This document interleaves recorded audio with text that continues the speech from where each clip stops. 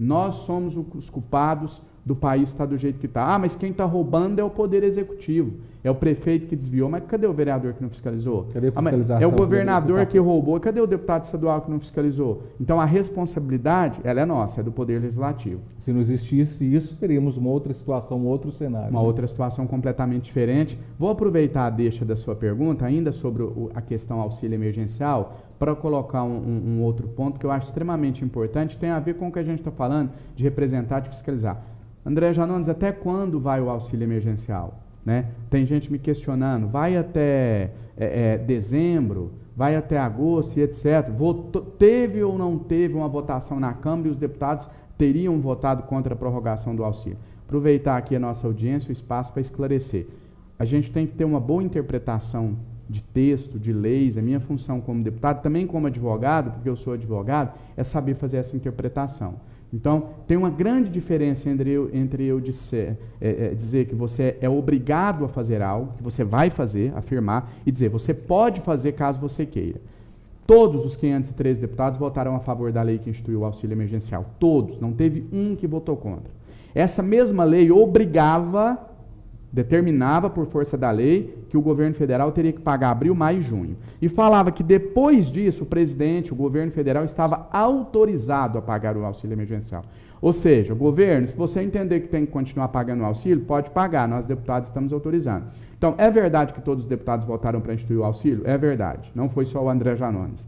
É verdade que todos os deputados votaram para autorizar o presidente prorrogar o auxílio tanto que ele quiser? É verdade, tanto que ele prorrogou em julho e em agosto sem precisar passar pelos deputados de novo. Agora, é verdade que deputados votaram contra obrigar, ou seja, garantir que o governo vai pagar até dezembro? É verdade também. Então não é fake news, é uma realidade. Houve a votação de uma emenda a um projeto e nessa emenda modificava a lei, aonde fala que é uma faculdade, que o governo está autorizado, que ele pode, passaria a constar que o governo pagaria o auxílio até dezembro. Essa foi a emenda que foi derrotada por 323 a 109. E agora, então não vai estender? Agora o governo pode estender. Ele continua autorizado a estender até dezembro, mas ele não é obrigado, continuou do jeito que estava. Ou seja, o segundo semestre começando, 2020 começando, semana que vem, pode ter uma nova mudança aí disso, então. Pode ter uma nova mudança, o governo pode autorizar, mas pode não autorizar.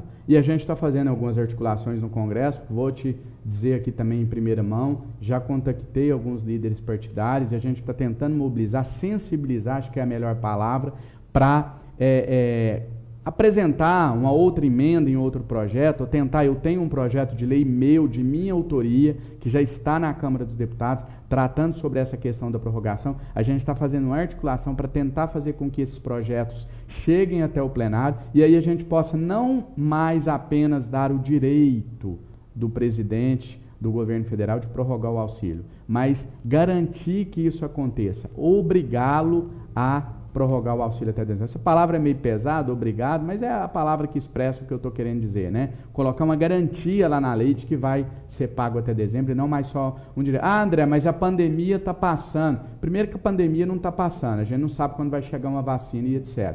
Segundo, que os indicadores econômicos indicam que o nosso país deve entrar numa profunda recessão. E ainda tem o primeiro semestre de 2021 ainda, né? Até dezembro eu não tenho dúvida que a situação ainda vai estar difícil. Com pandemia, sem pandemia, a situação financeira e econômica, principalmente das famílias mais pobres, vai estar muito difícil. E só emendar aqui, estou alongando demais na minha resposta. Pode continuar, que o auxílio emergencial ainda vai render muita coisa. Eu quero só aproveitar, acredito eu que a gente deva estar com uma audiência muito boa, eu quero só aproveitar para dizer o seguinte: a gente está vivendo um momento no nosso país, e como eu quero estar errado nessa previsão que eu vou fazer aqui agora, eu quero muito estar errado, não quero acertar, mas tudo indica que a fome vai voltar a assolar o nosso país. Na verdade, a fome nunca foi erradicada, né?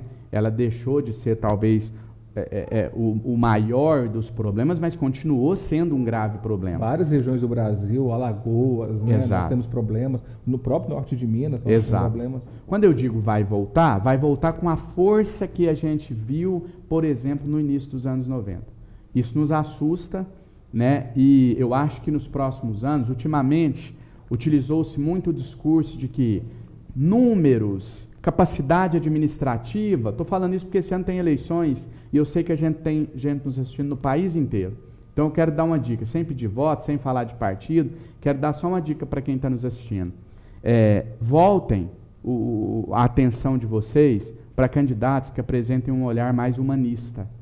Nós vamos iniciar um período do nosso país que não dá para tratar a coisa pública mais como empresa, aquela coisa fria, olhando só planilhas e números. É preciso ter um olhar mais humano para entender a necessidade de cada um, para entender a dificuldade, para entender, por exemplo, que um auxílio até dezembro, um auxílio emergencial até dezembro, vai criar um déficit aqui, vai aumentar.